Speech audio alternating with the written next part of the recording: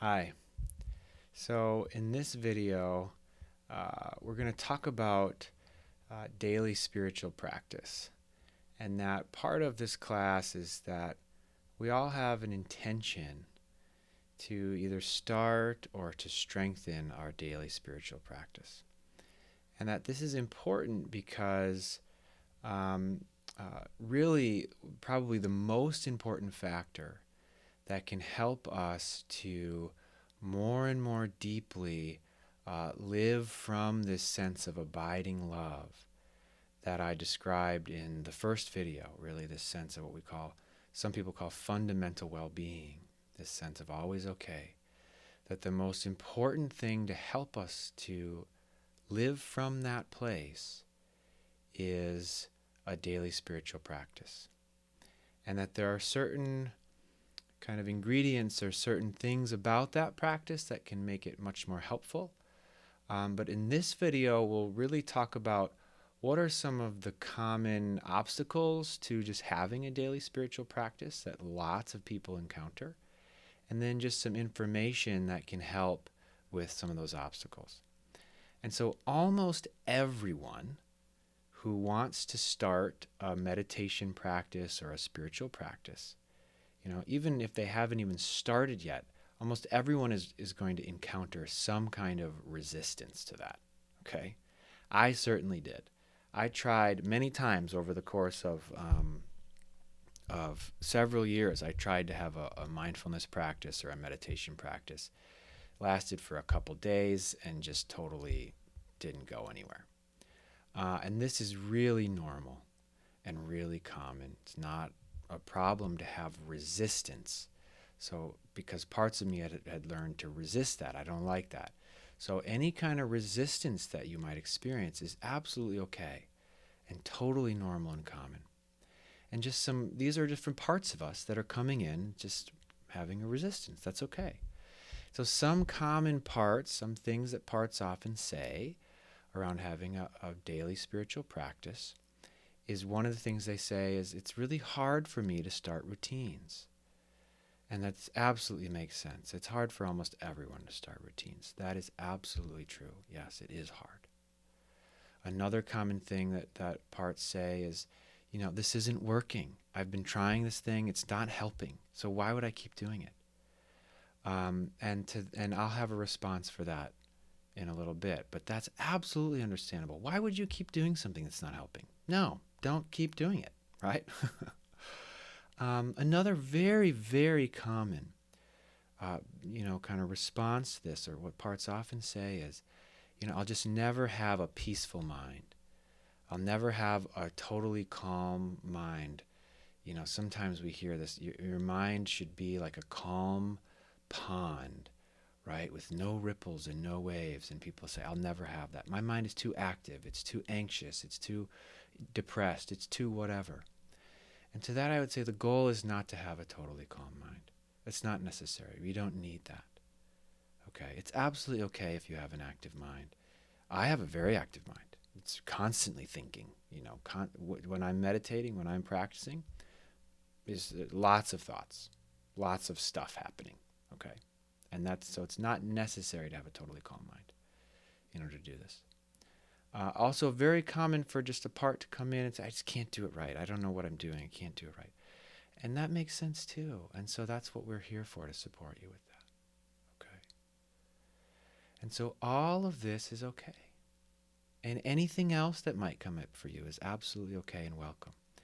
And so nothing that happens for you is a big problem or is unwelcome. All of it you can bring to the group. You can bring, and that we will support you in that.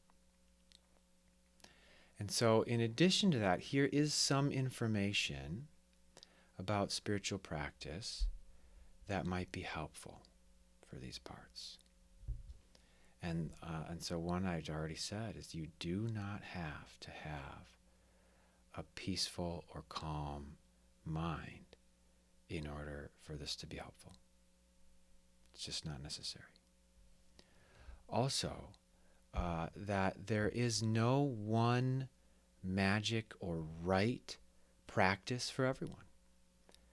And so if you're doing a technique and it doesn't feel helpful for you, try it for a while, maybe a week or something, and then drop it. Try something else. Okay? There's no point in continuing to do something that isn't helping you. And then also, spiritual practice is like, I think of it like eating your vegetables.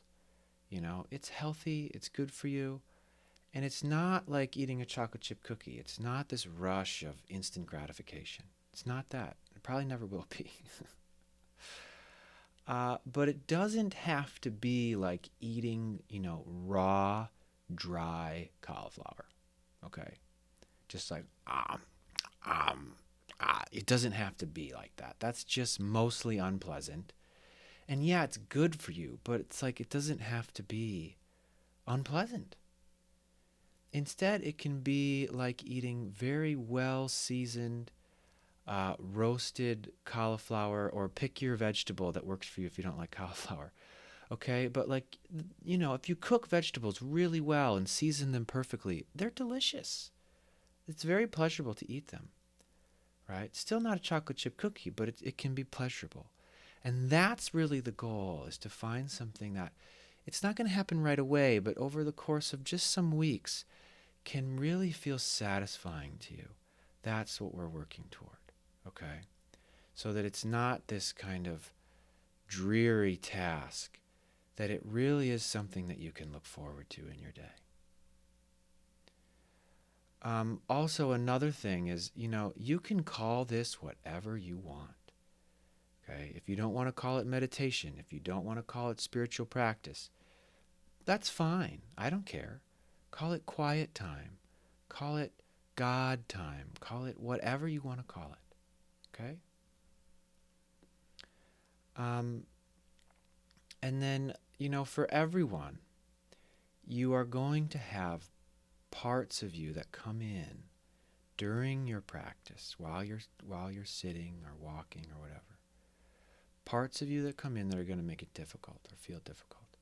And so just bring those to the group and we'll help you with that. And then, second to last, you don't have to do it either, okay? You don't even have to do a spiritual practice. All that we ask is that you have an intention or a desire to do a spiritual practice. But if you don't meditate, if you don't practice at all, that's fine. It's okay. You're still welcome. And then finally, the most common, you might hear my kids in the background. I don't know if you can hear that. They just got home. The most common difficulty that people have is an inner conflict when you sit down or when you go for a walk to practice. The most common difficulty that people have is that there's one part of you that comes in that's thinking about stuff in your life, okay? Oh, I got to get groceries today, and then I have to call my friend, and then, what am I going to do about this thing that's coming up on Friday? I'm not quite sure what to do with, right? This part comes in thinking about everything, right? And then there's another part who says, stop thinking, stop being so loud. I'm trying to meditate. And that you have this conflict, this fight between the two of them, okay? And that is the most common difficulty in meditation or in a spiritual practice. And that I have some very helpful things that are going to help you with that. So anticipate that's going to happen, and that it's okay when it does, and that we'll be able to help you with that. Okay? So that's it for that. In the next video, we're going to talk about no matter what practice you choose, I'm going to offer you many different practices to choose from. Okay, that you get to decide what practice you do, what technique you use. But no matter what technique you do, that there are some key ingredients for that will help to access this sense of abiding love, that move us toward this sense of abiding love. And so I will help you with what those key ingredients are, so that it'll be helpful for you. Okay, thanks.